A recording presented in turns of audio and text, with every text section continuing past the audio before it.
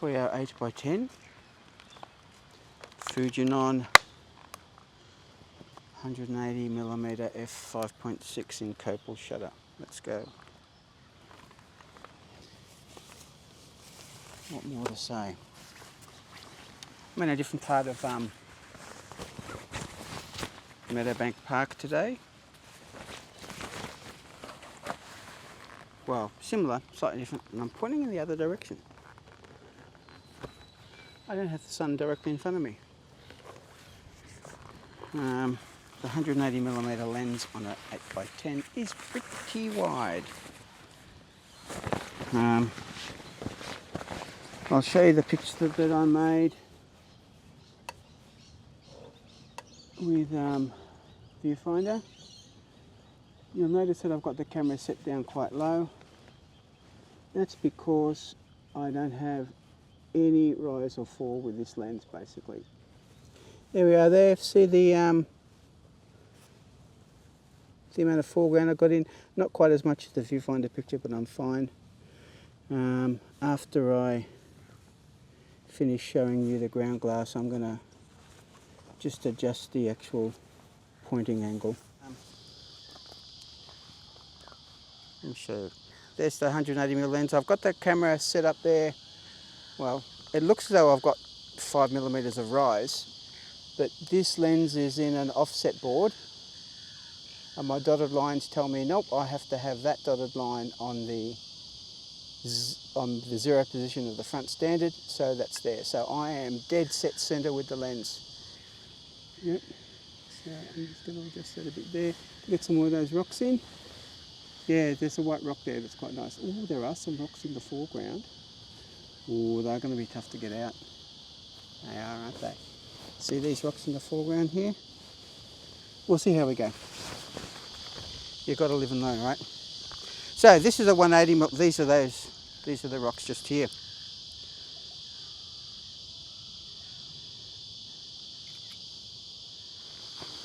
Okay. Now. Okay.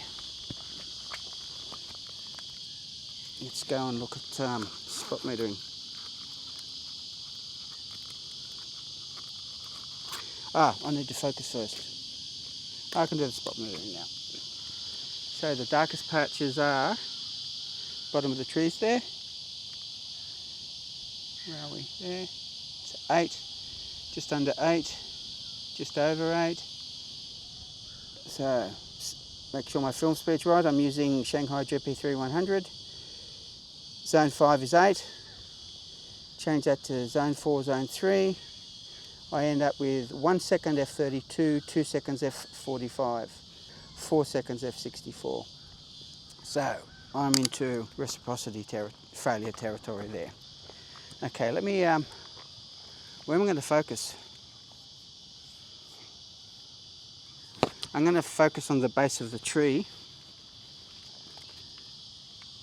There.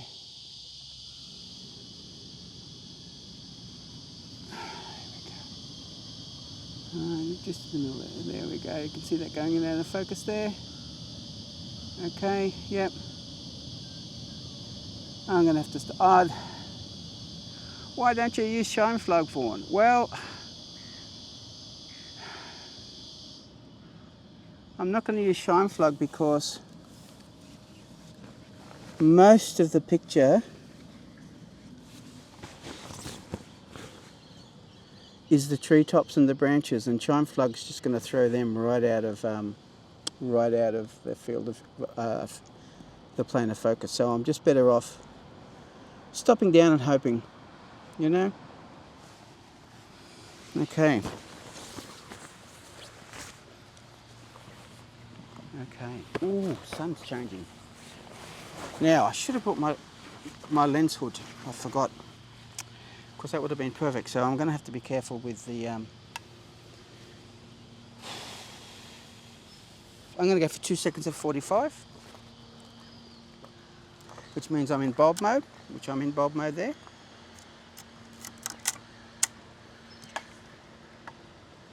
Set my shutter to f45, and my correction factor is 2 seconds f45 goes to 5 seconds. 5 sec f45 GP3 100. Good.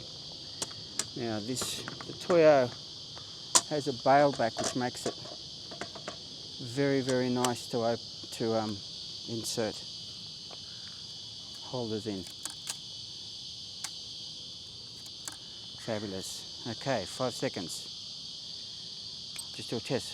1, 2, 3, 4, 5.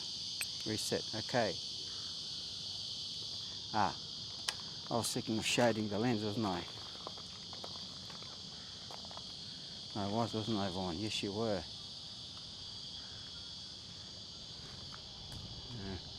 Gonna have to be very careful not to get anything in the lens and get anything covered up. Where are we? That might do. Okay. Let's do this. Take this out.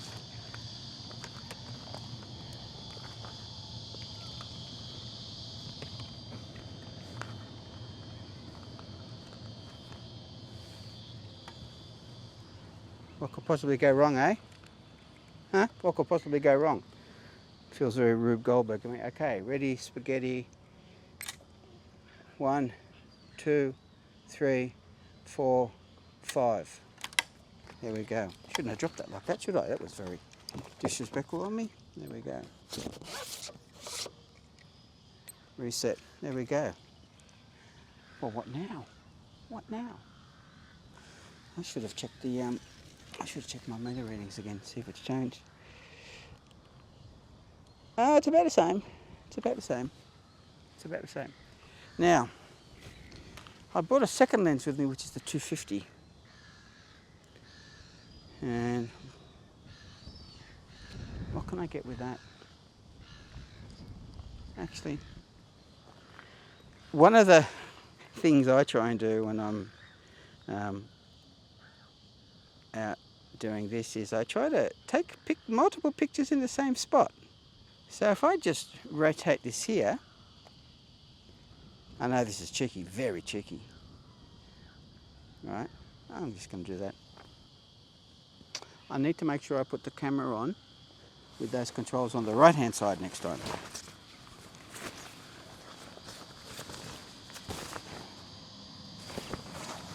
Okay.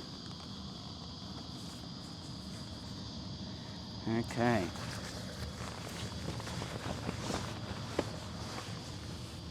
That's quite nice. There's a bit of flare.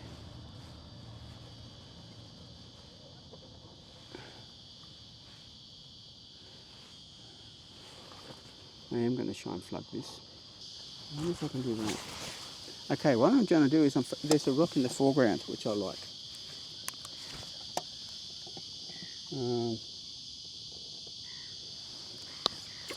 What if I focus on that? I've focused on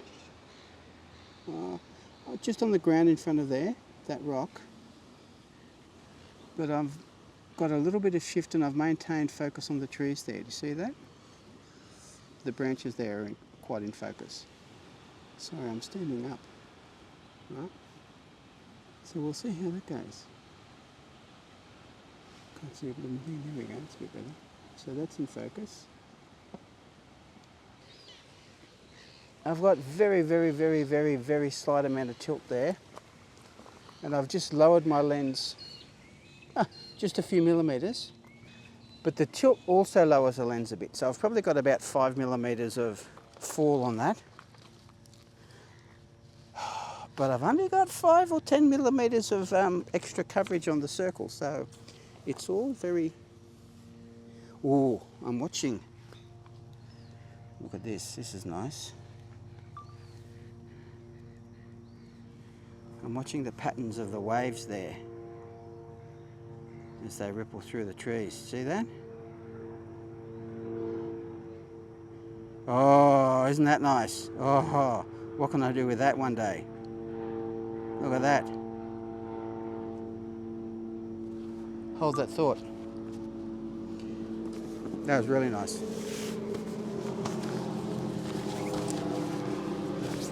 Okay, metering's going to be a challenge because what am I metering for?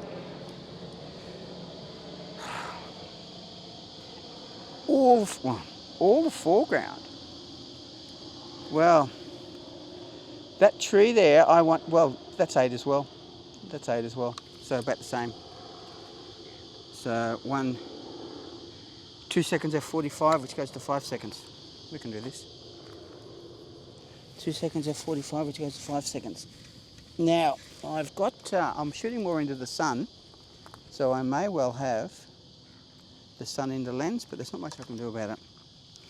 I will bring my companion lens. Oh, I was going to show you. Let me take the picture, and then I'll show you how to check for vignetting.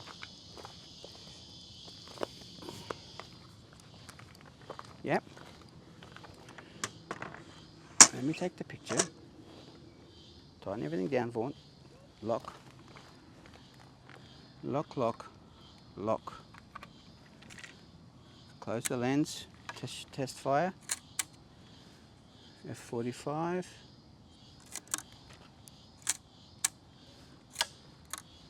Okay, 5 seconds. Here we go.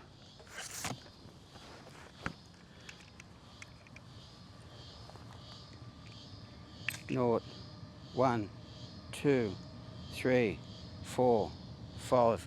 Oh.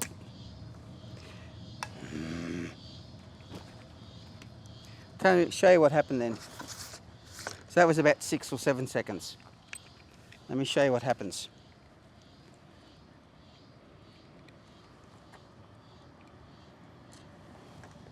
These cable releases have a little locking collar that pops up, and if you push it in, it doesn't let it go. And what happens is sometimes when you push it in, that pops up, so when you go let it go, it doesn't anymore. I normally get tape and tape that so it doesn't open up. I took it off a couple of weeks ago. Remember the one I did in the rain? It came in handy because it was a 30-second exposure. So I may take, these cable releases are cheap. I may have more than one cable release, one that's taped up and one that isn't. I took the picture, didn't I? Yes, I did. Okay. Oh, dearie me. You know what I just did? I didn't knock the bail back. So that's stuffed. Okay. Oh, that's a shame, Vaughan. That's why I'm practicing. That's why I'm practicing.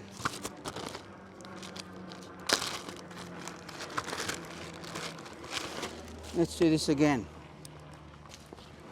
Let's do this again.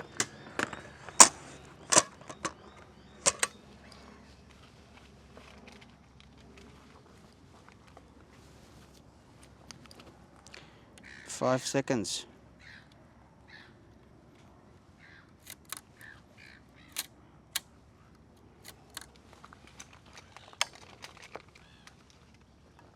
Five seconds. Reset. Reset. Now, has my light changed? I think it has. It's about the same. It's about the same. Ready? Spaghetti. 1, 2, 3, 4, 5. There we go. I can process 3 sheets of film at a time. So, but I've essentially just wasted a sheet of film, but there you go. Did I mention this stuff's hard and expensive? Anyway, thank you very much.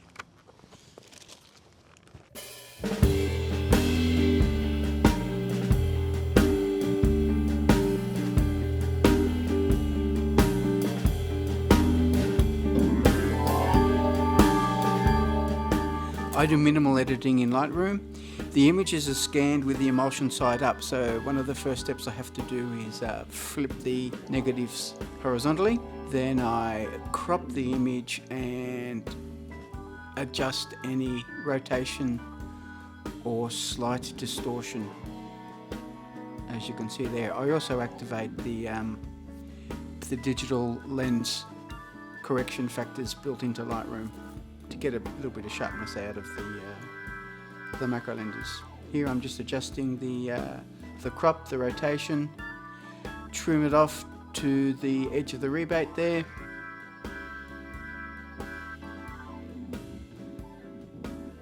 Nearly done. That little splotch on the right hand corner there is my finger rubbing the emulsion when I'm lifting it out of the holder. I need to fix that. Okay, Negative Lab Pro. Activate Negative Lab Pro. Say, then I go through the different presets for lab for adjustments, and I pick one that sort of looks the best. By default, I always add 40 clarity in Lightroom, and that tends to up the contrast a bit and darken, darken the blacks and lighten the whites, which is what adding contrast is. So I tend to leave it a little bit flat here. The image that I ended up choosing is a little bit flat, and I probably would have chosen the hard one if I did it again, but I can't be bothered. It'll be fine. So there we go. I'm just going through the different options there looking. That's okay. Which one did I end up choosing? I forget which one I chose. Anyway, of course I'm re-recording this after I did it. Right. Using VoiceOver. I hope it sounds okay. There we go. Done. Apply. Come on, you can do it. Yep, that's it. I then add the magic ingredient, which is 40 clarity. Cool. Now, if the image had any scratches or dust, I may fix those up. You'll notice if you look at the edges of the rebate, the rebate corners are a little bit lighter black than the middles. I think that's a little bit of light fall off from my my scanning setup. I sometimes adjust that using negative vignette if it's really bad, particularly with wide angle lenses. Otherwise, I just leave everything. I don't do masks. I don't do anything at all, unless there's something really wrong.